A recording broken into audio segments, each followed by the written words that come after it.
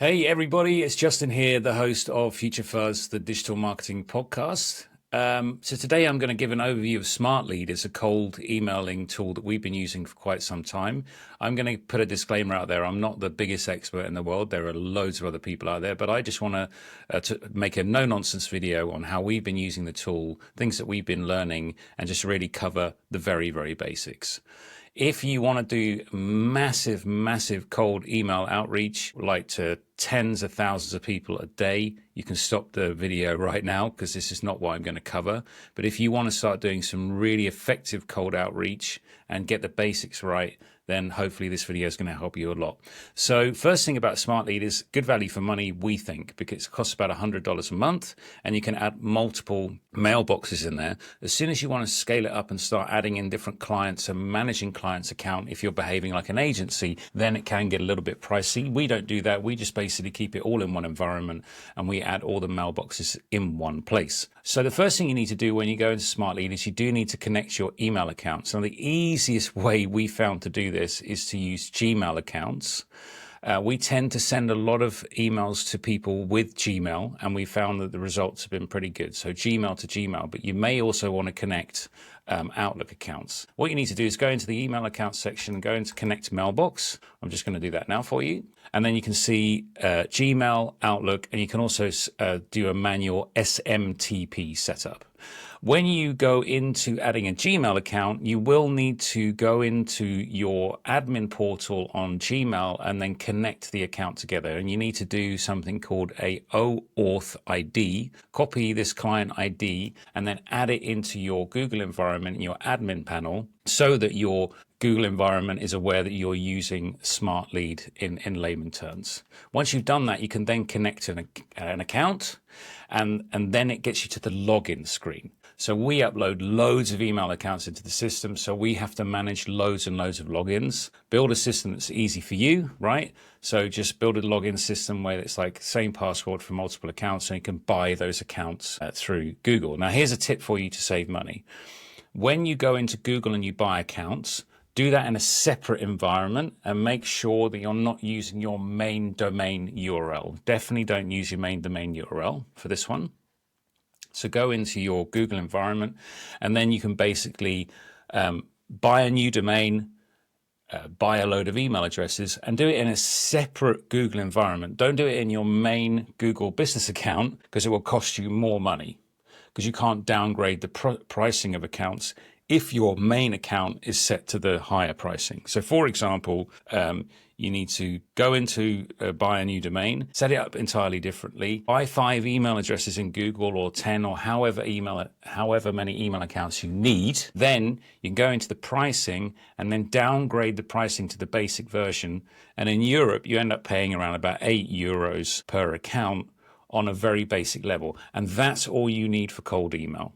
There are other ways of buying bulk emails out there. There's lots of people that sell them in bulk, and you can also look at that option as well. We decide to maintain more control, and that's what we do. Outlook is even easier to buy cheaper accounts compared to Gmail. But that's my tip on reducing the cost of Gmail. Otherwise, you're going to be paying sometimes like 16, 20 euros on a Gmail account, and that's going to start ramping up a lot of costs on a monthly basis. Okay, so we've connected our mailbox, and we've done that with Google and with Outlook. And then what you need to do is you need to make sure you have certain settings that are correctly set up so that you can send out these cold email campaigns.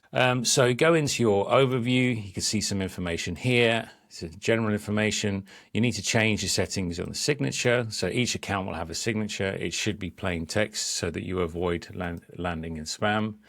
You then also need to turn up your email warm-up. So what this does is this warms up the email account before you start running cold email campaigns. This is crucial as well for your deliverability.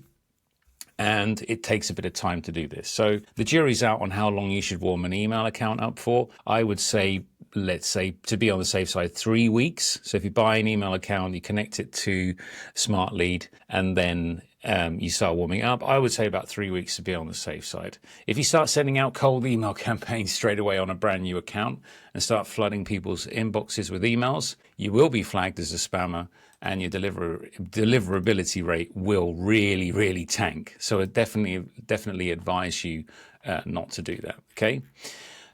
Then in all of your email accounts, you're going to need to set up your DKIM settings, basically to make sure that you've got good deliverability so it doesn't see you as a phishing account, right? Because if you're buying a load of new email domains, they will redirect to your main domain. So you need to make sure that you get your settings set up properly. Now, there's loads of videos on that, on how to set up those settings to make sure that you have good deliverability and custom clip tracking. I'm not going to go into that today, but this is something you definitely need to do and you definitely need to research into.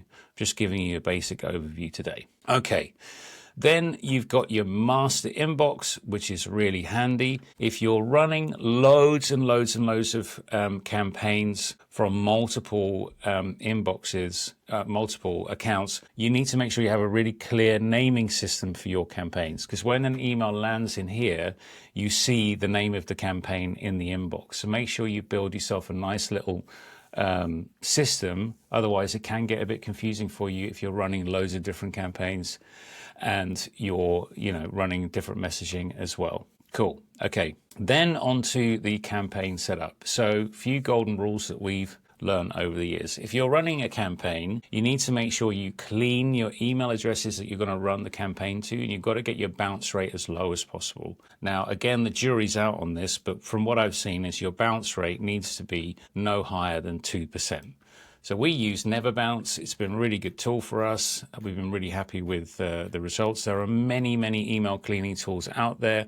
Of course, you can try and find the cheapest, but we just found that NeverBounce ticks all the boxes. And typically, we've seen very low bounce rates by using NeverBounce. Sometimes they go up a bit. It depends on which market we're covering. But you basically add a list. It will clean that CSV file and then deliver you the deliverable results. And you need to download the valid deliverability results. We've played around in the past with having like valid emails and then accept all unverifiable emails, but we found that the time and effort needed to get that all sorted out was really too much, and basically it was just a lot better to send out to only valid emails. Right, back into Smartlead. So you can see some of the results that we're seeing here. Now, we have a really, really strong hook for when we run our campaigns. So we normally see a reply rate of 3% plus 5%, and sometimes we've had reply rates as high as 15%, which on cold email is really, really strong. We aim to have a really good hook and a really good reply rate so that we can then scale out our campaigns. If you're sending out mass emails and you have a low reply rate, you just increase the risk of being a spammer. Now, there are people out there on the internet that would say that you can send out like 200 emails a day per inbox and then burn that inbox. And then let's say you're running like 100 email accounts that are sending 200 emails per day. You can do that if you want to. That's not the game that we're in. We prefer to like slowly ramp up our campaigns. If we're feeling really bullish and really confident, we'll send out 100 emails per inbox per day, right? So basically 5 inboxes, 500 emails in a day. It's a bit risky. So we normally hover between like the 20 emails and the 50 emails per day per account from there. But one thing we've learned over the years is quality is better than quantity. So running a list of anywhere between 1,000 emails, 500 emails and 400 emails or 300 maybe, of good quality, well cleaned with a really good hook, that's the best thing to do. You're going to get a much better reply rate and you're going to get a much better response rate. Okay, so let's dive into this one, for example. So we can go into, for example, the lead list. This is where we're uploading the leads in the campaign. And what I'll just do to make it easier for you guys is just go through the actual setting up of the campaign. So first of all, when you build a campaign, make sure you give it a really clear name. We have a clear naming system because your inbox is going to get very busy if you're running multiple campaigns. You can then upload your lead list and make sure it's been cleaned, right? So make sure it's been cleaned, that you're going to have a low bounce rate. So you've uploaded that, all pretty straightforward. I would suggest having a very tidy list. So it's got first name, email address, company name, and any other location or tags that you want to pull through from the list in order to write a personalized email. but I would definitely keep it very, very simple. Okay, then you go into the sequences. This is where you're actually going to write out the email. Okay, we tend not to build email sequences that send like a follow-up, a follow-up, follow-up, because our hook is quite strong. So we think we're going to get them straight away on the first hook, and then we're going to try and build it up from there. So we tend not to do like a long email chain. Some companies will do like an email chain of like 7 follow-ups. Personally, I think it's a bit risky. It can be a bit annoying. If you do want to do follow-up emails, yeah, then maybe try like 2 or 3. Think about it yourself. Think what fits with your company. Okay, so you can also personalize the email with the tags, for example. So hi, first name. You know, I see you're working at this company. You can do all that sort of tag sort of stuff if you want. That's quite normal. And then very important is to put the signature. Let's say signature tag at the bottom, so it pulls through the signature of the account which is sending the email. Right. So there's your sequences, and then you go into your setup. Now this is really, really important in Smartlead, what we've learned over the years.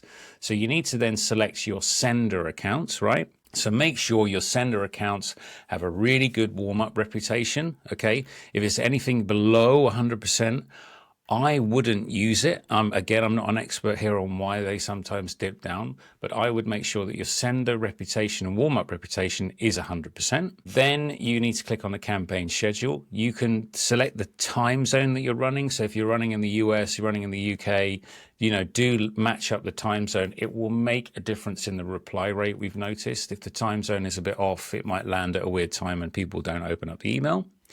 You can select the days you're going to run. Now, we run on a Saturday because we're feeling quite bullish and we want to send out more emails. So we run it on a Saturday, but think about your market where you want to run. Then you can space out the email. So if you're very, very conservative, you might want to space out the emails by 60 minutes per send. If you're feeling bullish and you've got a really high reply rate, you can you know, change that sending out rate. You can also change the window that you're sending out as well. You know, we target CEOs and high-level people, so we can open up the window to early morning emails because they tend to work longer hours. You can also schedule the date to happen in the future. And here's the key thing. You can write down how many leads you want to reach per day per campaign. So in this campaign, I think we're running about 7 email accounts. So 7 email accounts will send 100 emails in a day. So you can do the maths, right? So let's say you've got 7 email accounts and you're going to send 100 emails from each account, 700 a day. That's quite bullish.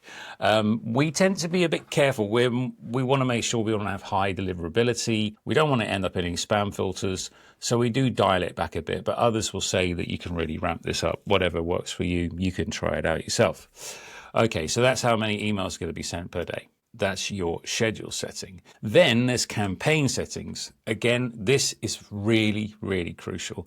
So when you're sending out an email, you must make sure you click on optimize email delivery. You must make sure that you send your email as plain text and don't have any links in the email, or try very, very hard to avoid any links, because links and HTML is a spam filter flag, right? Because if you send someone a marketing email you've never emailed them before, you're going to end up in the spam. If you're an unknown sender, there is a high chance of that. And especially on Outlook, there's a high chance you're going to end up in the quarantine section as well. So always send plain text. Okay, this means you won't track email opens because there's no HTML in the email, but who cares, because you're going to focus on the reply rate. The reply rate is the most important thing. The open rate is a bit of a vanity metric. You do see what subject titles work, and you can test a few campaigns to see what your open rate is, to see what your subject title really, really works. But honestly, try and avoid tracking the open rate because you're going to basically flag up some spam filters. Cool. Then this is something relatively new to Smartlead, is assigning a smart server.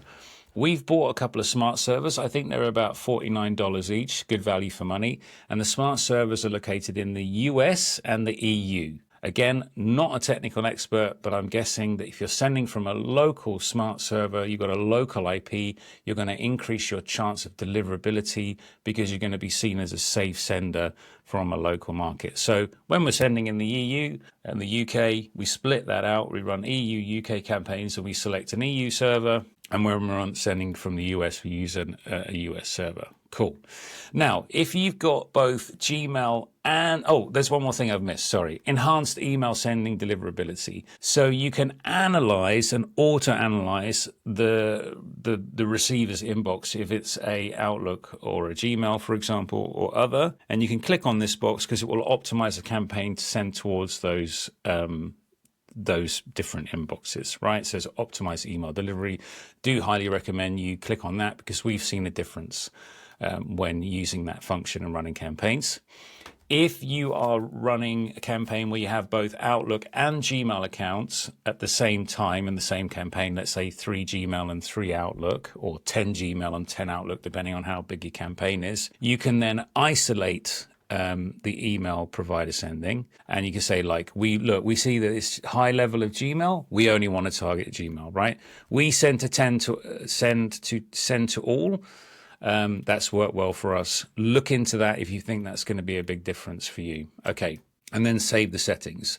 So you should see these settings before you run your campaign: plain text, ESP matching, 100% follow up on the leads, and then also a smart server. And then save your campaign, and then you are ready to go, and your campaign will start running. Cool. All right, let's look then at the analytics. You have a nice analytics section in the tool, which I think is okay if you want to see it. You can make sure that your smart servers are all set up, ready to go. And you've got some global analytics as well throughout all of your campaigns. Now, key thing we've noticed is, keep your bounce. There's a few key things here, right? So make sure your email settings are set up properly. Make sure you're not sending from your main domain. Make sure if your domain redirects to your main domain, the new ones that you've bought, that you've properly set up your DKIM settings, etc. There's loads of other videos on this. Make sure you keep your bounce rate low. Sometimes we see that Outlook emails have a higher sender bounce rate. Make sure you clean your email accounts to make sure your bounce rate is lower than 2%. If you're sending campaigns, turn off open tracking, because that's HTML. That's a spam thing.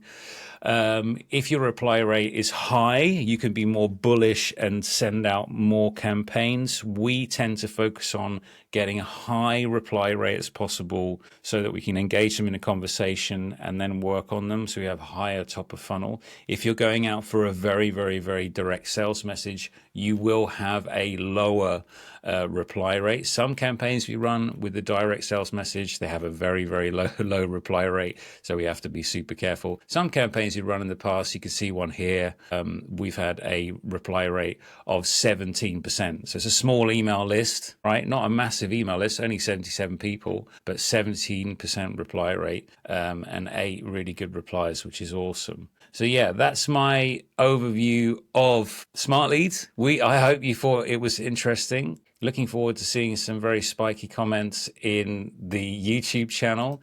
And if you've got any questions about this and doing really good quality, not spammy, large-scale email campaigns, I'll be happy to chat you through a few more tips and tricks. And like I say, check out other videos on how to set up your settings properly. Thanks a lot.